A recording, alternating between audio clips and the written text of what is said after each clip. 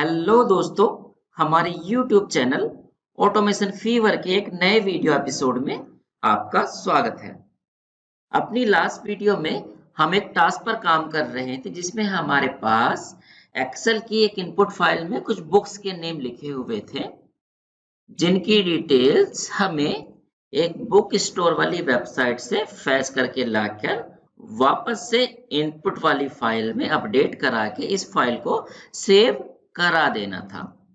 इसका कुछ कोड हमने लिख दिया था, बाकी जो बचा हुआ कोड है उस पर हमें आज काम करना है। अगर आप डायरेक्टली इस वीडियो पर आए हैं तो इससे पहले हम रिकमेंड करेंगे कि हमारी पिछली वीडियो जरूर देख लीजिएगा, जिसका लिंक हम नीचे डिस्क्रिप्शन में और ऊपर आई बटन पर दे देंगे। तो चलिए बिना कोई और देरी के स्टार्ट करते हैं। हमने क्या किया था, बुक के नेम को यहाँ पर सर्च करा के ये बुक की डिटेल्स वाले पेज को ओपन कर लिया था। अब जितनी भी डिटेल्स ये यहाँ पर शो हो रही है इसको हमें फैच करके वापस से एक्सेल की सीट में राइट कराना है। तो सबसे पहले हम डेवलपर टूल ओपन कर लेते हैं, क्योंकि हमें ये डिटेल्स फैच करनी है इस वेबसाइट से, तो इनके सेलेक्टर हमें चाहिए होंगे। तो हम कंट्रोल शिफ्ट आई की प्रेस करके डेवलपर टूल को ओपन कर लेते हैं और सेलेक्टर बनाना स्टार्ट करते हैं। लेफ्ट साइड में इंडिकेटर हमको मिलेगा, इस पर क्लिक करके जिस भी एलिमेंट की वैल्यू हमें चाहिए उसको हम हाईलाइट करा देंगे, जिससे कि डेवलपर टूल में हमारा वो टैग हाईलाइट हो जाएगा जिसका यूज करके इस वेब एलिमेंट को बनाया गया है। तो अगर हम देखें तो ये लेबल टैग का यूज करके इस वेब एलिमेंट को बनाया गया है, और इस लेबल टैग की हम देखें तो एक आईडी एट्रीब्यूट है। अब हमें देखना होगा ये जो आईडी एट्रीब्यूट है ये यूनिक है क्या नहीं, इसे हम यूज कर सकते हैं क्या नहीं। तो डबल क्लिक करके इसको कॉपी करते हैं, फिर हम कंट्रोल एफ की प्रेस करके फाइंड बाय वाले टूल को ओपन करके यहाँ पर इसको कर देते हैं पेस्ट। तो हम देखें तो 1 of 8 ये शो कर रहा है, मतलब कि इन गधेड़ों ने सेम ही आईडी यूज करके ये वेबसाइट बनाई है। तो इस आईडी को तो हम यूज कर नहीं सकते। अब दूसरे एट्रीब्यूट देखते हैं। यहाँ पर कलर है, क्लास है, स्टाइल है, फॉन्ट वेट है, मतलब कोई भी ऐसा एट्रीब्यूट यहाँ पर नहीं है जिसका यूज करके हम सेलेक्टर बना पाए। पर सेलेक्टर तो इसका हमें बनाना है। अब ये सवाल उठता है कि कैसे, तो चलिए ट्राई करते हैं। रियल लाइफ में जाते हैं। मान लीजिए एक गांव में आपको एक इंसान के घर पर पहुंचना है, पर उस गांव में उसको कोई नहीं जानता है। तब हम क्या करते हैं कि उसके भाई या उसके पापा के बारे में पूछते हैं कि उनका घर कहाँ है। तो उनके बारे में वो मोस्टली जानते ही होंगे, तो उनके पापा या उनके भाई के घर पहुंच गए तो फिर उस आदमी के घर पर हम पहुंच ही जाएंगे जिसके घर हमें पहुंचना है। तो यहाँ पर भी अगर हम देखें, सेम लॉजिक लगाएं, तो इस लेबल के लिए तो कोई एट्रीब्यूट ऐसा नहीं है जो यूनिक हो। तो हम इसके पापा के पास देखेंगे, इसके पापा के भी कोई ऐसा एट्रीब्यूट नहीं है। तो उसके पापा के भाई पर जाके देखें, इसका भी कोई यूनिक एट्रीब्यूट नहीं है। इनका तो सारा खानदान ही ऐसा है, कोई नहीं जानता इनको। पर अगर उसका हम देखें तो इसका एक चाइल्ड है लेबल, जिसकी आईडी और उसका टेक्स्ट हमें यूनिक दिख रहा है। अब इस वेबसाइट पर जो चेंज होगा वो ये वैल्यूज ही चेंज होने वाली है।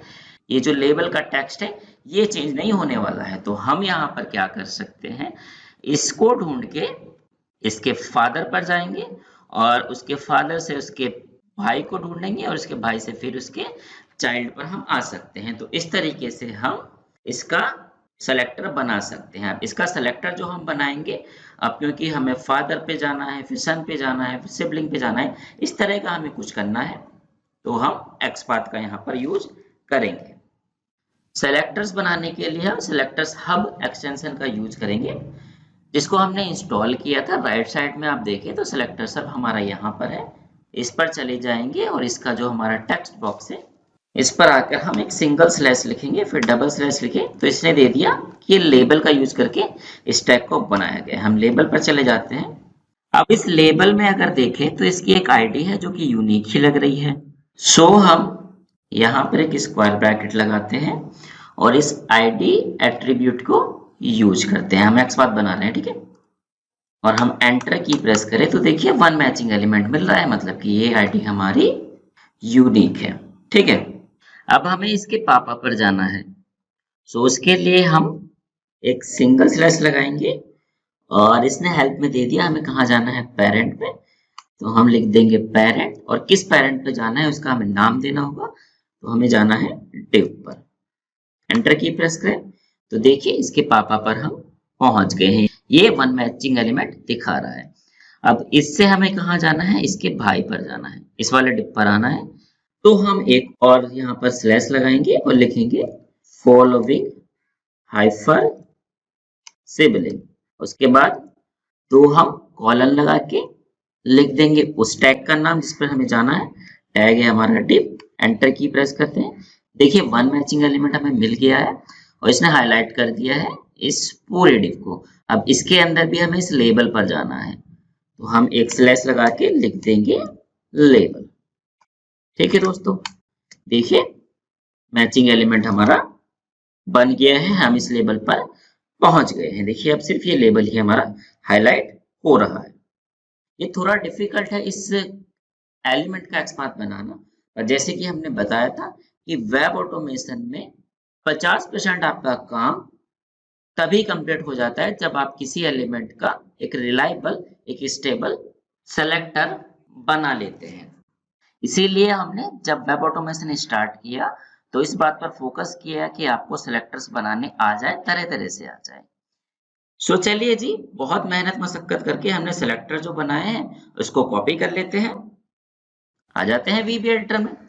अब यहाँ पर हमें क्या करना है, इस एलिमेंट को फाइंड कराना है। उसके लिए हम लिखेंगे cd dot find element by, हमने क्या बनाया है, एक्सपाथ। तो हम एक्सपाथ यहाँ पर कर देंगे पास, और हमें क्या करना है, ये जो वैल्यू है इसको फैच करके लाना है। तो उसके लिए हम यूज करेंगे टेक्स्ट मेथड का, और जो हम टेक्स्ट फैच करके ला रहे हैं उसको हमें लिखवाना है इनपुट वाली सीट में। और कहाँ पे लिखवाना है, उसको लिखवाना है हमें B2 पर।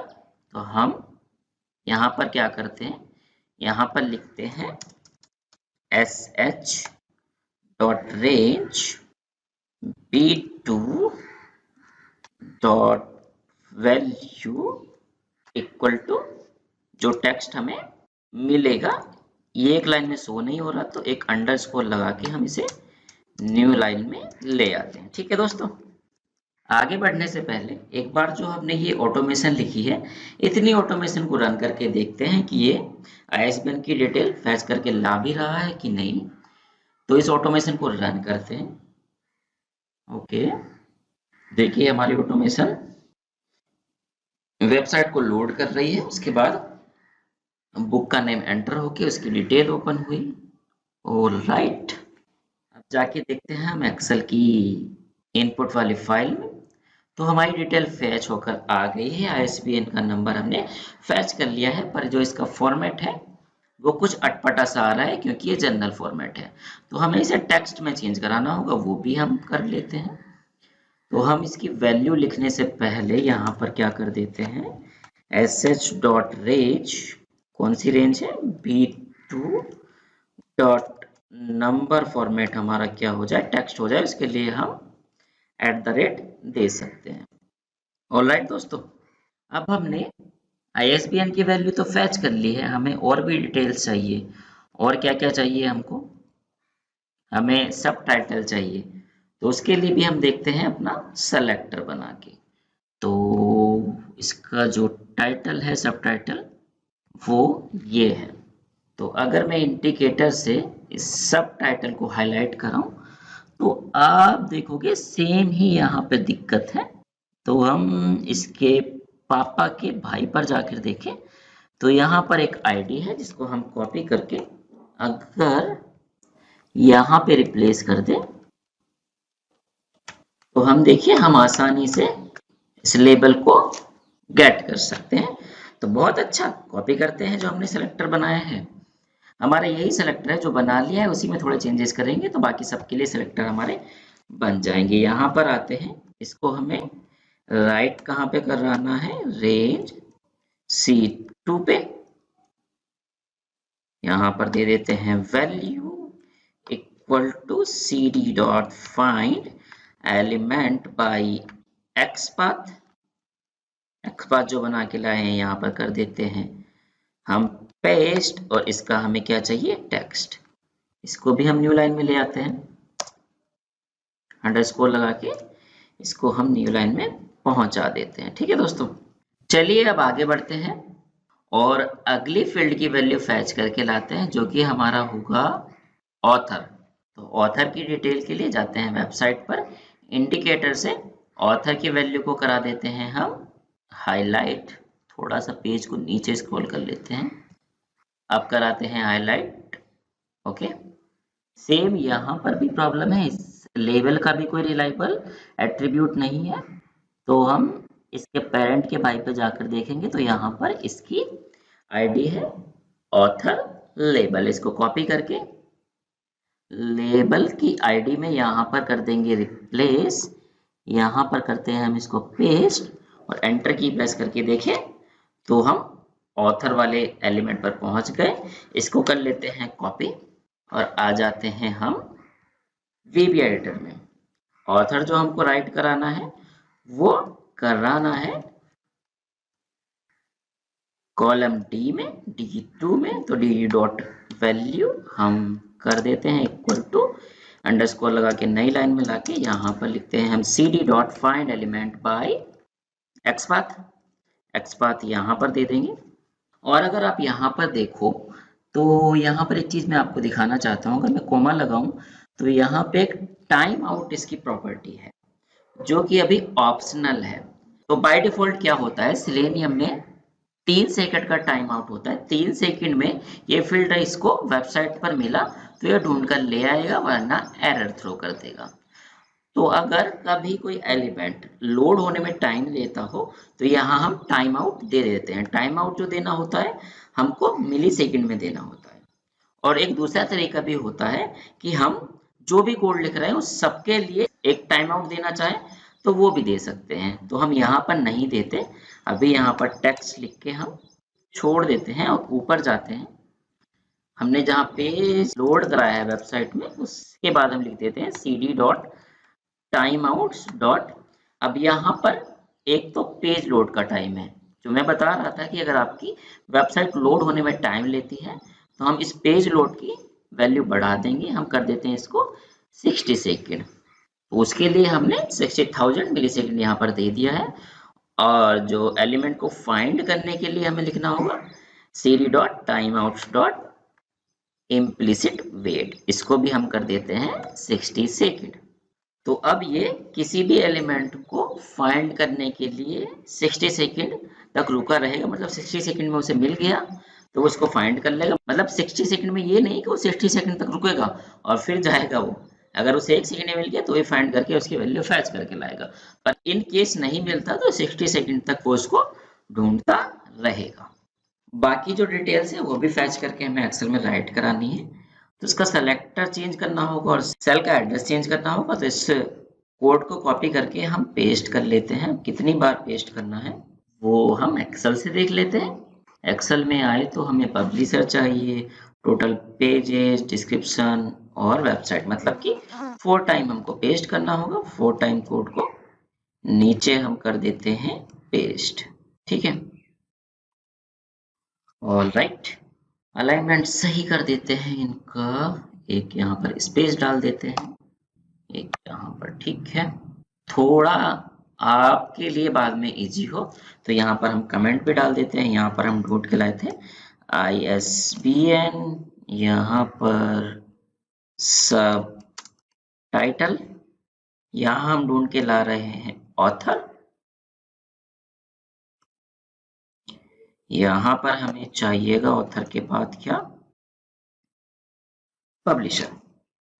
सो यहाँ पर हम लिख देते हैं पब्लिशर, जो कि हमें चाहिए E2 सेल में। और फिर इसका एक्सपाथ भी हम चेंज कर लेते हैं। आते हैं यहाँ पर, पब्लिशर को हम करा देते हैं इंडिकेट।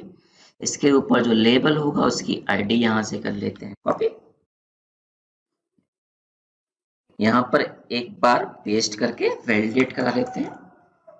सेलेक्टर सही है तो जो आईडी हमने कॉपी की है उसको यहाँ हम कर देते हैं रिप्लेस। उसके बाद अगली डिटेल जो हमें फैच करनी है वो क्या है, वो है हमारी टोटल पेजेस। सो यहाँ पे कमेंट डाल देते हैं टोटल पेजेस। ये हमको चाहिएगा F2 सेल में, और टोटल पेजेस का जो सेलेक्टर है उसकी आईडी है यहाँ पे पेजेस लेबल। इसको हम वैलिडेट करा कर देखते हैं। वैलिडेट हो रहा है तो हम VB एडिटर में आके इस आईडी को यहाँ पर करा देते हैं चेंज। ठीक है, टोटल पेजेस के बाद हमको फिर चाहिए डिस्क्रिप्शन और उसके बाद वेबसाइट। तो यहाँ पे डाल देते हैं हमको क्या चाहिए, डिस्क्रिप्शन, जो कि हमको चाहिए हुआ G सेल में, और उसके बाद चाहिए वेबसाइट जो कि हमें चाहिए होगा H सेल में। डिस्क्रिप्शन का सेलेक्टर लेकर आते हैं, पहले पेज को थोड़ा सा नीचे स्क्रॉल कर देते हैं। डिस्क्रिप्शन के लिए लेबल है, डिस्क्रिप्शन लेबल आईडी की वैल्यू वैलिडेट करते हैं। इसको यहाँ पर एक एल ज्यादा हो गया, इसको रिप्लेस करें तो हमारा सेलेक्टर वैलिड है। लाकर यहाँ पर इसको डाल देते हैं डिस्क्रिप्शन वाले एलिमेंट के लिए, और फिर सबसे लास्ट में हमको चाहिए वेबसाइट। ओके, वेबसाइट का लेबल, वेबसाइट लेबल होना चाहिए, ये रहा वेबसाइट हाइफन लेबल। इसको भी करते हैं वैलिडेट जी। ये भी हमारा वैलिड सेलेक्टर बन गया है, तो यहाँ पर हम इसको भी कर देते हैं रिप्लेस। एक बार जो हमारी इनपुट की फाइल है इसको कर देते हैं बंद, और जो हमने इतनी ऑटोमेशन लिखी है इसको सेव करके एक बार रन करते हैं। ऑल राइट, एक्सेल की सीट में जाके देखते हैं हम जो इनपुट वाली फाइल है, तो आप देखो हमारी सारी डिटेल फैच होकर आ गई है, और जो ISBN वाला नंबर है इस पर हमने टेक्स्ट फॉर्मेट में सेव कराया है, तो अच्छे से सेव हो रहा है। एक बुक की डिटेल हमने फैच करा ली है, तो इसी तरीके से बाकी बुक की डिटेल भी हमें लानी है। तो और कुछ नहीं करना होगा, बस लूप लगाना होगा और लूप के अंदर अपने कोड को डाल देना होगा। और उससे पहले एक काम हमें करना होगा कि हमें सर्च बॉक्स वाले पेज पर जाना होगा। तो उसके लिए बैक टू बुक स्टोर वाला ये एक बटन है, इस पर क्लिक कराना होगा। पर यहाँ पर एक प्रॉब्लम है, जब आप कोई भी बुक, आप यहाँ पर एक बुक नेम ले लेते हैं, जैसे ये बुक है, हम इसको यहाँ पर सर्च कराएंगे। ठीक है, और उसके बाद इस बुक को ओपन करेंगे, तो ये जो हमारा बटन है, अगर मैं इसको बंद करूं तो नीचे आएगा, मतलब कि हमें पेज को नीचे स्क्रॉल करना पड़ेगा, तभी हम यहाँ पर आ सकते हैं। तो पेज डाउन की हम प्रेस करा सकते हैं उसके लिए, अगर नहीं कराएंगे तो फिर एरर आएगी। ठीक है, तो यहाँ पर हम क्या करते हैं, यहाँ पर हमको क्या करना है, बैक टू बुक स्टोर। ठीक है, उसके लिए पहले हम क्या करते हैं, cd डॉट सेंड कीज, और हमें कौन सी की प्रेस करानी है, पेज डाउन की। ठीक है, इसके बाद हम वेट दे देते हैं आधा सेकंड का, और उसके बाद उस बटन पर क्लिक करा लेते हैं। सो बटन का सेलेक्टर हम बनाते हैं, राइट क्लिक करके इंस्पेक्ट करते हैं, डेवलपर टूल ओपन करें तो इसकी एक आईडी दिख रही है, ऐड न्यू रिकॉर्ड बटन। इसको कॉपी करके कंट्रोल F करके फाइंड बाय वाला टूल करके हम हैश लगा के जो आईडी है वो पेस्ट करें तो ये यूनिक है, तो हम आईडी का यूज करके इस एलिमेंट को फाइंड करा सकते हैं। तो हम यहाँ पे लिख सकते हैं cd dot find element by ID. Selector जो है, मतलब कि जो कि हमारी आईडी है, यहाँ पर हम पेस्ट कर देंगे। उसके बाद लिख देंगे यहाँ पर क्या कराना है, इस बटन पर क्लिक। एक चीज का और हमें ध्यान रखना है, वो ये है कि जब हम बैक टू बुक स्टोर करेंगे तो यहाँ पर जब हम बुक सर्च करा रहे हैं तो कभी कभी क्या होता है, ये जो सर्च वाला बॉक्स है इसमें वैल्यू कोई पहले से पड़ी हुई हो सकती है, तो उसको हमें क्लियर करा देना चाहिए, वरना कभी कभी उसकी वजह से भी हमारी ऑटोमेशन फेल हो सकती है। तो जब भी हम किसी इनपुट बॉक्स में वैल्यू एंटर कराने जाते हैं तो बेस्ट प्रैक्टिस ये होती है कि उसको पहले हम क्लियर करा दें। उसके लिए हम यहाँ तक के कोड को मतलब फाइंड करने के लिए जो उस एलिमेंट को हमने कोड लिखा था उसको कॉपी करके डॉट लगा के क्लियर मेथड लिख देते हैं। अब जो हमने एक बुक के लिए कोड लिखा है वो यहां से लगा के यहां तक का हमारा है। इस सारे कोड को हमें डालना होगा एक लूप के अंदर। तो लूप के लिए हम एक वेरिएबल बना लेते हैं इंडेक्स नेम से इंटीजर टाइप का, और यहां पर लगाते हैं फॉर इंडेक्स जो सीट है इनपुट वाली, उसमें वैल्यू जो हमने लिखनी स्टार्ट की है, जो बुक की डिटेल्स है वो सेकंड रो से है। तो हम सेकंड रो से स्टार्ट करते हैं लूप को, और कहां तक चलाना है हमें, वो चलाना है इसके लास्ट रो तक जहां तक डेटा है। उसके लिए हम लिखेंगे एसएस डॉट सेल्स रोज डॉट काउंट, पहली रो में पहले कॉलम में जहां तक डेटा है उसकी लास्ट रो हम निकाल लेंगे, और इस सारे कोड को हम डाल देते हैं लूप के अंदर, जिसके लिए हम लिख देंगे नेक्स्ट इंडेक्स, लिखकर इस लूप को कर देते हैं बंद। और लूप के बाहर हमें क्या करना है, सबसे पहले तो ब्राउजर को हम करा देते हैं क्लोज। उसके बाद जो हमारी इनपुट वाली फाइल है उसको सेव भी कराना है। सो उस फाइल का जो इंस्टांस है वो हमने स्टोर कराया था इनपुट एक्सेल नाम की एक वेरिएबल में, इसको करा लेते हैं हम सेव एज। सेव कहाँ पे कराना है हमें, इस वर्कबुक के पाथ को हम गेट करते हैं, उसके फोल्डर को, उसके अंदर एक डेटा नाम का फोल्डर है, उसके अंदर हम आउटपुट के नाम से उसको सेव कराते हैं, और उसमें हम डेट और टाइम के साथ उसे सेव करा देते हैं। उसके लिए हम लिख लेते हैं vb.format एक्सप्रेशन ddmmy लगा लेते हैं 4, और उसके बाद hhmms, ठीक है। और फाइल की एक्सटेंशन भी हमें देनी होगी जो कि हम रख लेते हैं xlsx। सेव करने के बाद इस फाइल को हम क्लोज भी करा लेते हैं। उसके लिए हम लिख देंगे क्लोज, और फिर मैसेज बॉक्स में डिस्प्ले करा लेते हैं बुक डिटेल्स फेस्ट, ठीक है। और राइट दोस्तों, कोड तो हमने लिख लिया है, टेस्ट नहीं किया है बीच में। तो चलिए क्या करते हैं, इनपुट वाली जो हमने फाइल ओपन कर रखी है इसको बंद कर देते हैं बिना सेव किए, और फिर इस बटन पे अपने मैक्रो को असाइन, मतलब अपनी ऑटोमेशन को असाइन कर लेते हैं और रन करते हैं अपनी ऑटोमेशन को। सो देखिए अब ये हमारी ऑटोमेशन रन हो रही है। तब तक हम आपको कुछ डिटेल्स बता देते हैं कि आप जब भी वेब ऑटोमेशन पर काम कर रहे हैं तो बेस्ट प्रैक्टिस का यूज करना बहुत ज़रूरी होता है।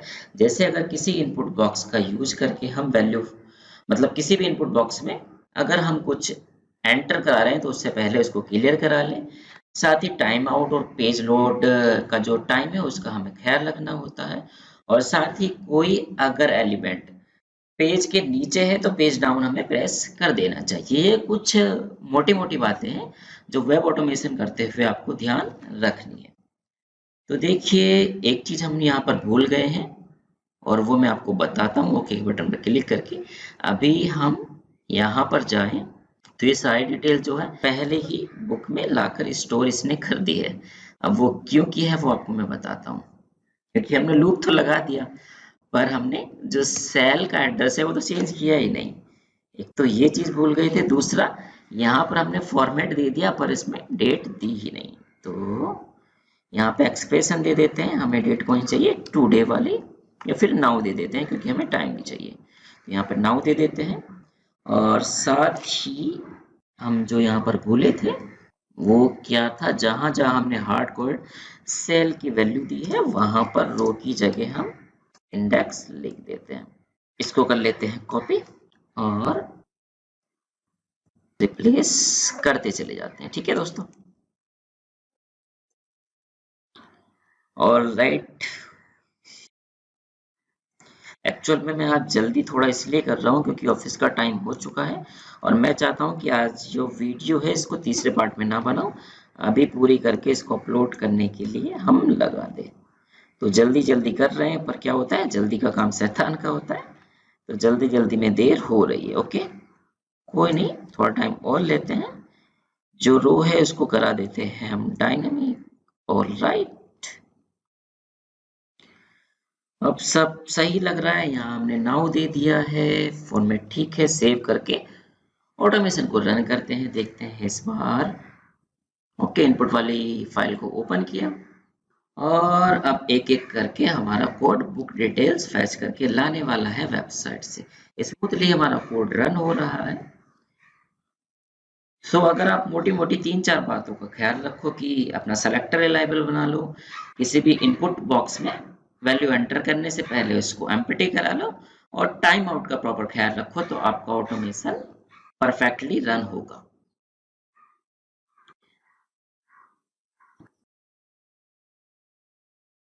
तो देखिए इस बार इसमें डेट भी सही दी है, 10 अगस्त 2022 हमारी डेट है, और 9:10:44 पर हमने अपनी ऑटोमेशन के लिए फाइल सेव कराई है।